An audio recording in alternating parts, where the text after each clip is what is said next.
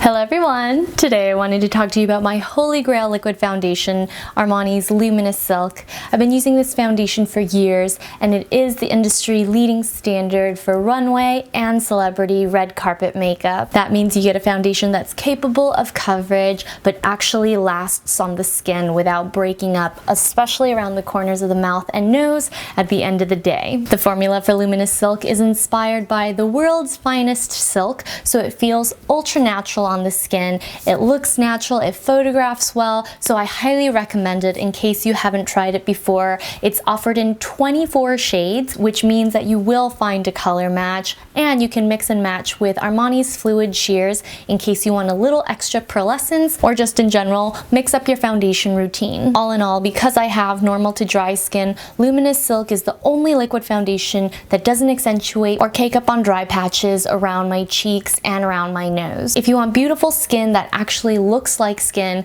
you don't have to look any farther than Luminous Silk. Before I show you how I like to apply the foundation, I just wanted to talk to you a little bit about color matching, since it is always a highly requested topic. I know it's hard to find the perfect color, and I'm perennially between shades just because my forehead is a full shade darker than the rest of my face despite wearing sunscreen religiously.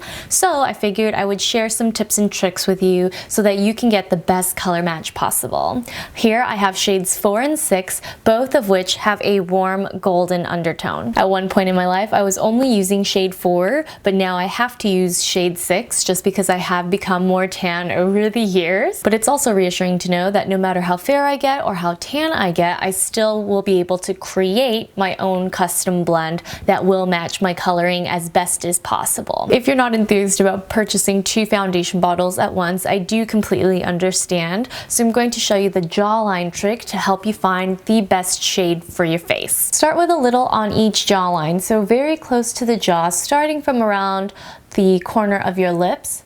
Just create a straight line.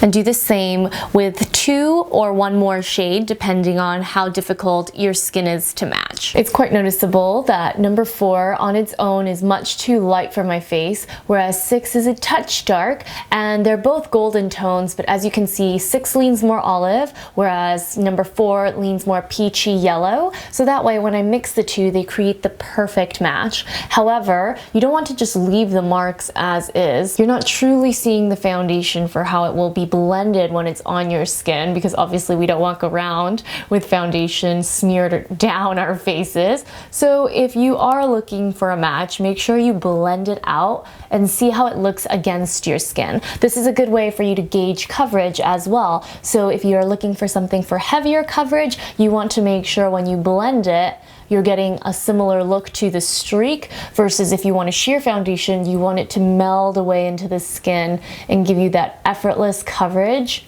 that doesn't look cakey. Even after all these years of working in beauty, I still don't think that there's necessarily a fail-safe way to discovering the perfect foundation shade, but if you do blend it on, put it on your entire face, look at yourself in dim lighting, in bathroom lighting, in outdoor lighting, in natural lighting, and just see what you think feels the most comfortable. I guarantee you it's not going to look the same in all lighting conditions, because that's just the way light works, but if you can find a match that you think looks good and feels right, then that's the match for you.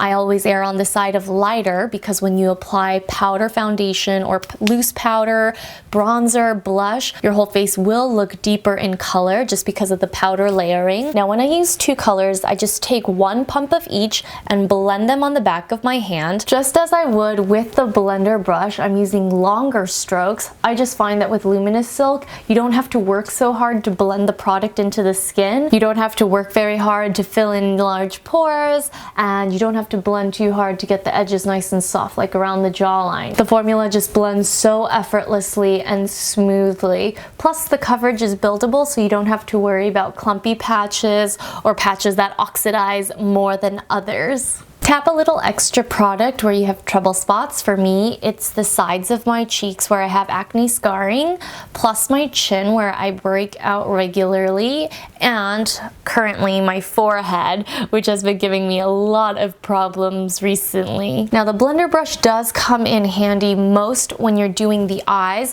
I feel like around the nose and around the mouth, you can get really close without taking away any product that you set down, and it blends thoroughly without creating lines or streaking. So I do highly recommend the new synthetic blender. Plus it's so much easier to wash. Please wash your brushes, because if you don't, they will actually hold onto and breed bacteria, and then could potentially increase the amount of breakouts that you see. I do prefer to use my fingers for the most part. It just depends on the occasion and how much time I have. So that is my foundation routine, nice and simple.